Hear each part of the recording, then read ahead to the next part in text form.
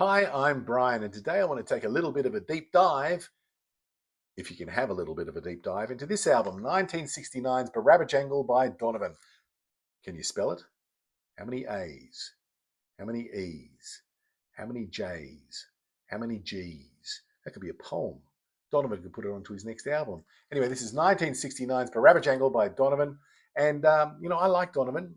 I think at times during my record collecting journey, I think I've had all of his 1960s albums in my collection, bar one, and a lot of the 1970s. So why not this one? Well, I've never felt the impulse to buy it. I've streamed it a couple of times and liked some of the songs, but I've never been in the right time and the right place. Until a couple of weeks ago, I was at a country market. You know how I love them. And I found it in the bargain bin for $5. And I said, "Sir, you have found my price." So this is it, Barabba by Donovan. And look at that cover. It is one of the worst album covers I think I have ever seen. Now, that's an emotional, personal point of view, but that's the way I feel. It doesn't scream psychedelia to me. It doesn't really scream anything to me for like folk. It's what it screams at me is we're going to a tea party. We're going to have lots of nice cakes at the turn of the last century in Victorian England. I mean, look at that. And Donovan is mysteriously missing from this front cover. What does that tell us about a guy who likes to get on front covers, after all? I don't know what that means, but he's a bit self-promoting, Donovan, but good on him. I love him to death. Anyway, so there it is. So there's that album cover as well. What do you like? Do you like it? And there's Donovan there. And he's in infrared shot here, being very much the acoustic flower powered hippie there going on. Absolutely wonderful. How good is that? And another thing that's a bit scary in terms of that Victorian idea here is it says Barabba Jangle is performed by Donovan, and in this album is Atlantis. In the album, it's like we're looking at a bunch of photo albums. I don't know. I want to listen to a bunch of songs. Well, anyway, but Jeff Beck's on it. The Jeff Beck group's on it, so it's got to be okay, doesn't it? And he's got so it's definitely worth a closer listen. And it's produced by Mickie Most. Now, where is Mickie Most? There he is. Produced by Mickie Most, a Mickie Most production. There it is. And Google corrected that to be Mickey Mouse, because it's really interesting that they did that, because Mickey only produced half of the album. He did 5 songs in England, and then Donovan and Gabe Meckler, who I think was in Janis's Cosmic Blues Band, they did the other 5 songs in LA. So it's not really a Most production. It's sort of like a Mickey half. Let's do a Mickey half. Anyway, I've decided that I decided early on that I would subject Donovan to my 3 plays, 3 picks method of deciding whether I'm going to keep an album. And what that is, I have listened to this album 3 times, and can I come up with 3 songs from that list that are picks that are going to make me continue to own this album, or will he fall short and go off to purgatory? Well, let's find out.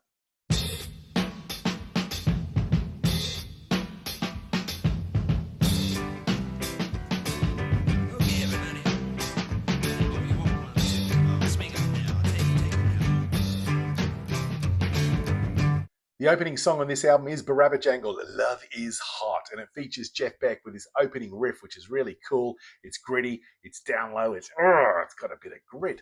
Is Donovan going to give us a bit of dirt, a bit of grit? Wow. And the song also features the ubiquitous Nicky Hopkins on piano and our Suzi Quatro, because Suzi Quatro is an honorary Australian because she was in the Countdown studio so many times during the 1970s that we kind of adopted her. Good on you, Suzi. Anyway, back to that guitar. We've got a great tone on that guitar, gnarly as hell.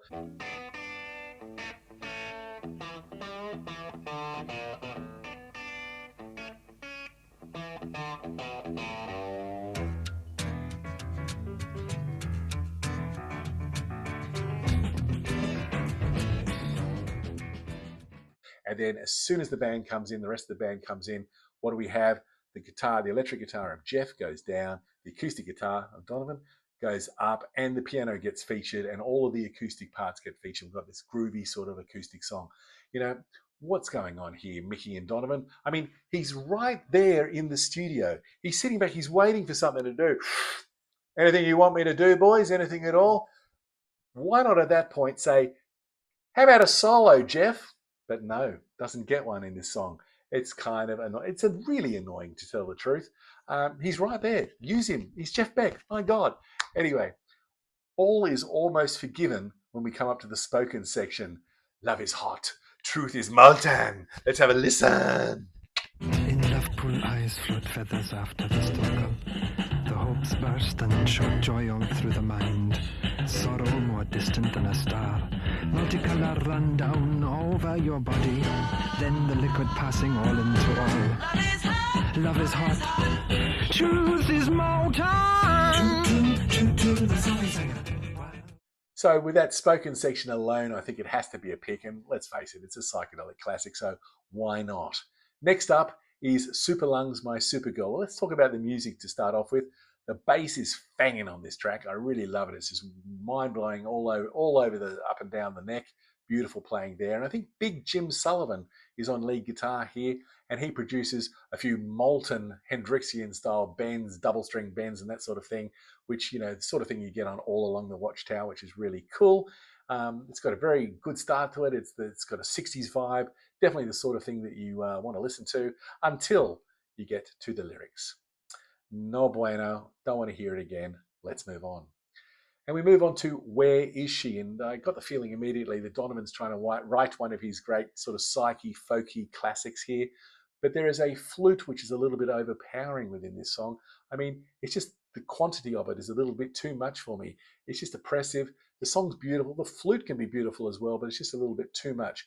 Donovan's really getting into that sort of that vibrato. I can do that not that well anymore, as it turns out, that he used at the beginning of Hurdy-Gurdy Man, for example.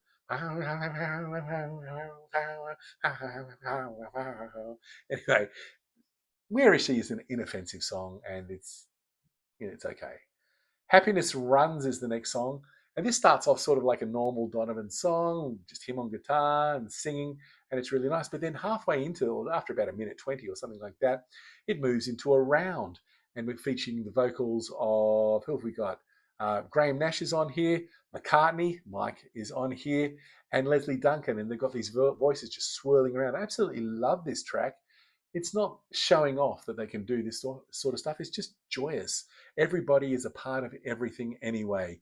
You can have everything if you let yourself be. Let's have a little bit of a sample, a little bit of a listen to Happiness Runs. Happiness runs, happiness runs. Happiness runs, happiness runs. Happiness runs in a circular motion. Thought is like a little boat upon the sea. Everybody is a part of everything anyway. You can have everything if you let yourself be. Happiness runs, happiness runs. Happiness runs, happiness runs. Happiness runs, happiness runs.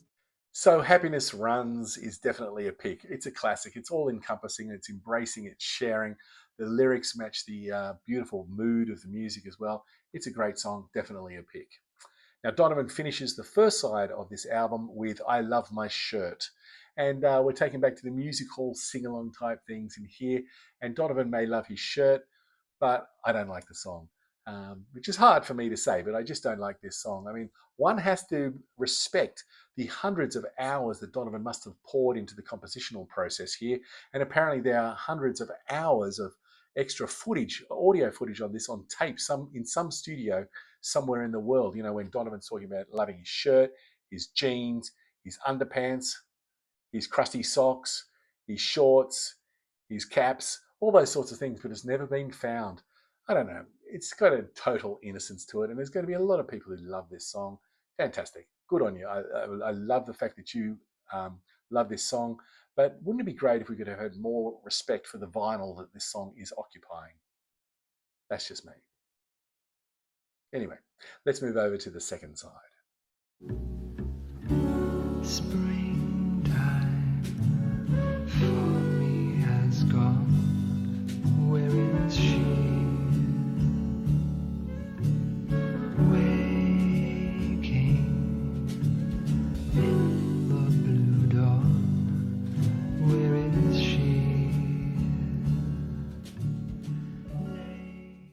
Side B, or is it side 2, to be or not to be, that is the situation, opens in a promising manner with the love song. And this is an epitome of 1960s schmaltz, so much so that I'm expecting Elvis to walk off the set of one of his Hollywood movies and plunk himself into the studio right now, because this is the sort of song that Elvis would have privileged or been told he had to sing in those movies. And to think You know, a whole decade of Elvis recording great songs lost because of these movies. Don't get me wrong, I do love Viva Las Vegas, but still.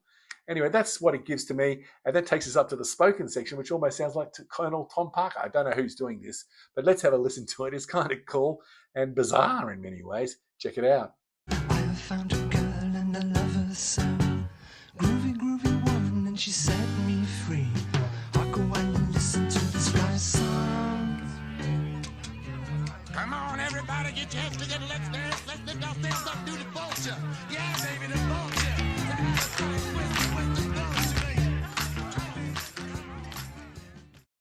I mean, that is bizarre, isn't it? I don't know whether it's bizarre or whether it's in a bizarre. The way you spell it, put it down in the comments, and that's the way we'll go from now on. But there's two words that start with B that I've asked you to spell: Barabajangul and bizarre. The English language. Who can understand it? Still, the next song is called To Susan on the West Coast Waiting. And this is a protest song about the involvement in the Vietnam War. First one he'd written for quite a while. It's kind of tame. It's protest light in there, but it's sort of got some kudos, I suppose, by being an empathetic view of the soldier in Vietnam and the relationship that he has with Susan, who's on the West Coast waiting. When I say it's protest light, I got lyrics like, I'm writing a note beneath a tree, the smell of the rain on the greenery. I mean, that sounds poetically quite lovely, doesn't it? And then it's To Susan on the West Coast waiting from Andy supposedly hating.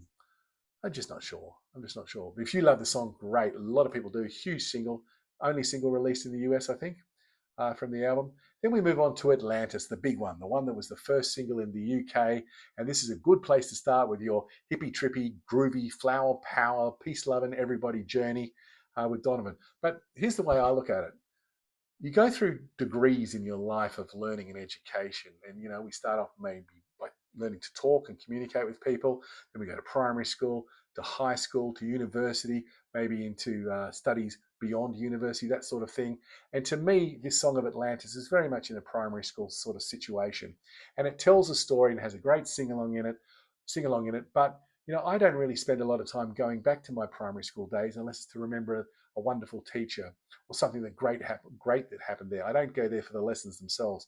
I don't know if this is making any sense, but I don't know. I'm not saying I'm more mature than this song or anything like that. I'm saying it and I have grown apart, never to come back to together. And by the way, those drums sound like somebody's bashing on milk cartons. Trudy is the next song up, and Jeff Beck is back, but you'd hardly notice, and sort of got this Not Fade Away by Buddy Holly shuffle that's going on. But there are some sweet intervals that he plays throughout the song. Maybe have a listen to a couple of them here. Won't you go to bed with me? Won't you take a chance, make a head? Won't you go to bed with me? Won't you take a chance, make a head?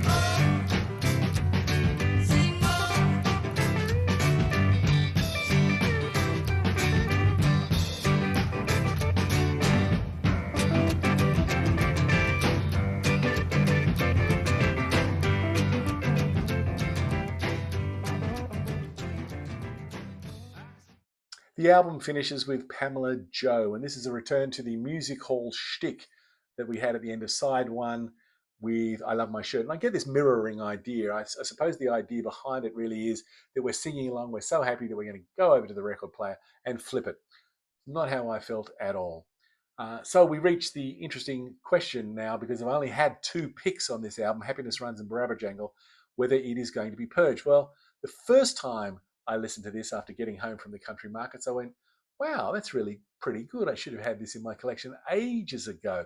And I don't know whether it was the $5 price or just the discovery of this album out in the wild, but I was very happy with myself. But the second time I listened to it, there were alarm bells going off. And the third time I thought, hand on heart, I thought, am I ever going to want to play this album again? A Donovan album when he's not on the front cover. I don't know if he has those levels of humility, but I think it's being purged. So I don't have to look at this cover ever again. Now, I know there's a whole bunch of people out there who love this album, and more power to you. I'm all for that as well. I'm for anybody who gets pleasure out of any music they like. But to me, I think this is going to be frisbeed up to the great used vinyl unwanted vault in the sky. But a reminder that if music of any size, shape, sound, or To Susan on the West Coast Waiting gives you pleasure, then who am I to argue with your opinion? There are some links to some more reviews. It'd be great if you're able to check some of those out. I'd really appreciate it. And remember, until next time, hope you're doing really well, staying cool, and bye now. Oh my God, I purged something.